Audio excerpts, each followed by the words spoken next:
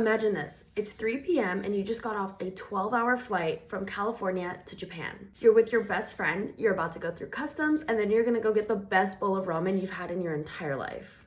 Today, I'm gonna talk about all the amazing things that I think you should do on your first time in Japan. So we're gonna set the scene. You just got to the airport. First of all, the first thing I would recommend is using Japan Web. You're gonna create an account. You're gonna fill out all the information, your passport information, who you're traveling with, how long you're gonna stay for, all the information that they need for customs. After that, you're gonna get a QR code. That is actually gonna make the process a lot faster and more smooth.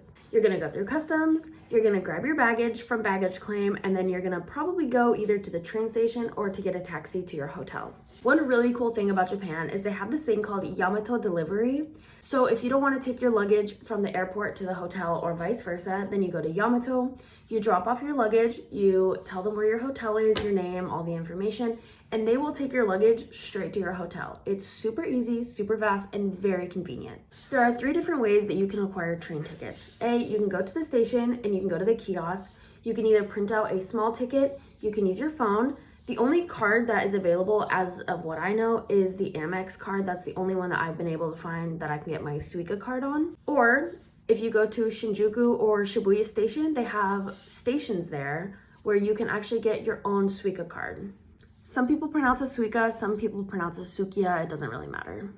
Okay, so now you're done at the airport, you have your luggage on the way to the hotel, and you're at the train station and you just got a paper ticket. So this, you put in the destination that you want to go to, and using Apple Maps or Google Maps, I would recommend Google Maps just because it tells you a lot more information about the train.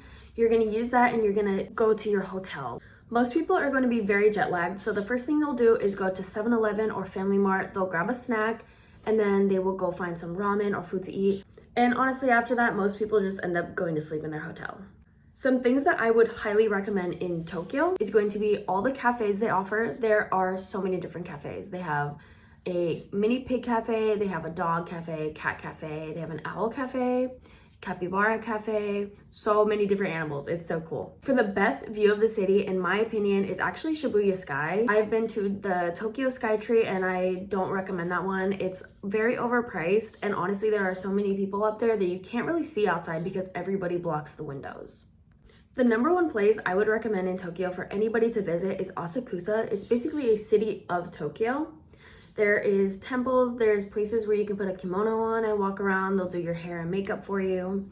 There's so many different street vendors and lots of places to get super cheap souvenirs. 2 stores I would recommend for clothing and shopping are either Uniqlo, because there's lots of basic necessity clothing that they have there. They have a huge selection. There's one in Tokyo that's actually 9 stories. And the other store you should definitely go to is Don Quixote. There is so much. I would highly recommend the Mega Don Quixote, which is in Shibuya.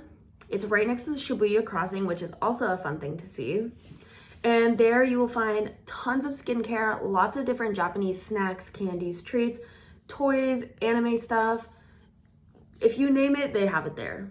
That's probably the best place to get souvenirs and things to take back to the States or wherever you're from.